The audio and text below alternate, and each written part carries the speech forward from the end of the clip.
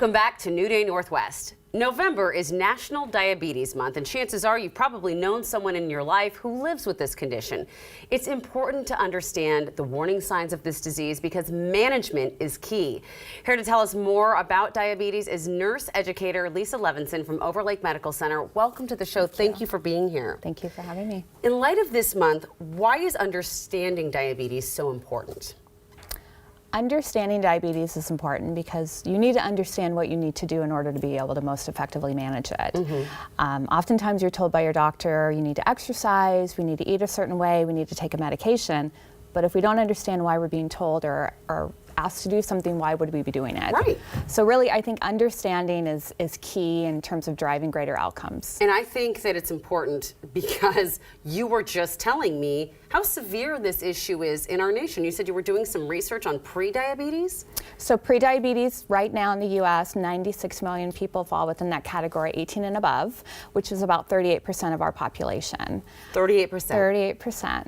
And so it's significant. If you're falling within that pre-diabetes category, there's a lot you can do to kind of turn that tide and reverse course and make sure that you don't progress to having diabetes. Okay, I want to talk about that for sure, but before we go any further, let's talk about what diabetes is exactly.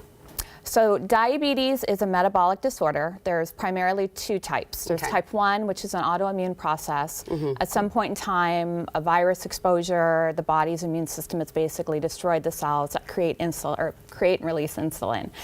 Type 2 is going to be a situation where the body is either deficient of insulin, it's not making enough, or it's not utilizing it properly, and we call that insulin resistance. Oh my goodness. So what are the long-term effects though if it's left untreated? I mean, it's very, very serious. Long-term effects, wherever your blood flows, you can have possible complications. So vascular damage, be it neuropathy in your feet, visual issues, kidney disease, heart disease.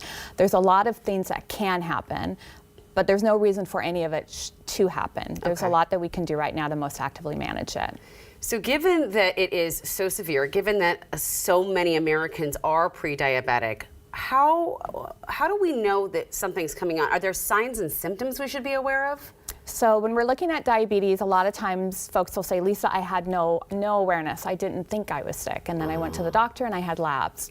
If you do have symptoms or issues prior to being determined that you have diabetes, frequent urination, frequent thirst, frequent hunger, fatigue, you may have injuries that are slow to heal. Those are generally what we're seeing in terms of having had high blood sugars for a period of time. Okay.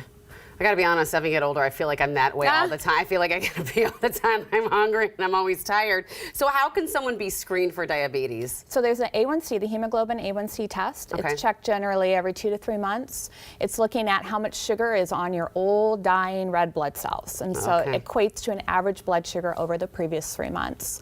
If the A1C falls within a specific target or greater than a specific target, it can indicate either pre-diabetes or diabetes. With that being said, once you've been diagnosed with diabetes, there's a lot we can do to most actively manage. Right now, a quarter of those walking around with diabetes don't know that they have it. So for all intents and purposes, being diagnosed with diabetes is not a guarantee that you're going to have any issue or complication. You're most effectively going to be, or better effectively going to be managed than those walking around that may not know. How is it managed overall? Diabetes is managed by mainly the things that all of us should be doing, but we're not. Getting up, moving. 20 to 30 minutes a day. It's cold, it's gonna rain, it's gonna snow, I have other things I'm doing, I'm working from home. Can I walk up and down the stairs in my house for 10 minutes in the morning, and then can I go on a little bit of a walk in the afternoon? Can I do some light housework? Can I walk further distances when I go to the store? Can I park further away from the entrance? I like that. 20 to 30 minutes, most days 150 minutes a week. And diet is important too, right? Diet is key. When we're looking at diet, it's generally what's the My Plate. So when I was in school, it was a food pyramid. Now it's called the My Plate. So portions and then the food types in relation to one another. So making sure you're getting your carbs, you're getting your lean protein, and you're getting good sources of fiber. I just want to come into Overlake right now and just like have you check me, make sure, but then also give me my My Plate dietitian too. That is everything you guys offer there, right?